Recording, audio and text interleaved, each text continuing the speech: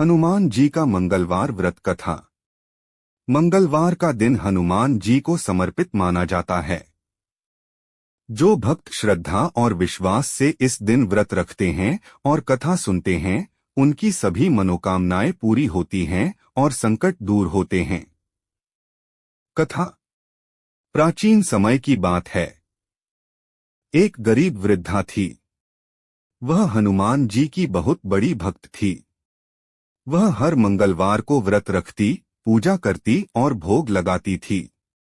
लेकिन उसका एक नियम था, मंगलवार के दिन वह जमीन को नहीं खोदती और न ही घर को लीपती थी। एक दिन हनुमान जी उसकी भक्ति की परीक्षा लेने के लिए साधु का रूप धारण करके उसके घर आए। उन्होंने वृद्धा से कहा, माता, मुझे बहुत भूख लगी है, मेरे लिए भोजन बना दो। वृद्धा ने कहा, आज मंगलवार है, मैं जमीन नहीं लीप सकती, लेकिन आप कहें तो मैं किसी और तरीके से भोजन बना देती हूँ। साधु ने कहा, अगर तुम अपने बेटे की पीठ पर चूल्हा बनाकर खाना बना दो तो मैं खा लूंगा। वृद्धा को विश्वास था कि हनुमान जी उसकी रक्षा करेंगे। उसने अपने बेटे को लिटाया और उसकी पीठ पर चूल्हा बनाकर भोजन बना दिया। भोजन बन जाने के बाद साधु ने कहा, अपने बेटे को बुलाओ।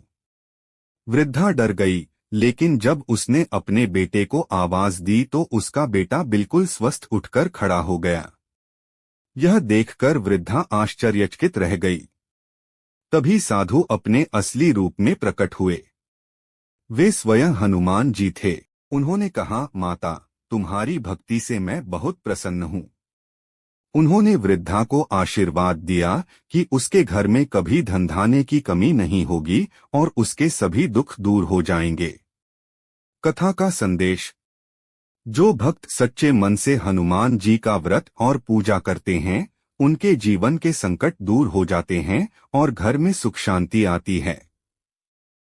मंगलवार व्रत का नियम संक्षेप में। सुबह स्नान करके हनुमान जी की पूजा करें। सिंदूर, लाल फूल और गुड़चना का भोग लगाएं। हनुमान चालीसा का पाठ करें। दिन में एक समय सात्विक भोजन करें।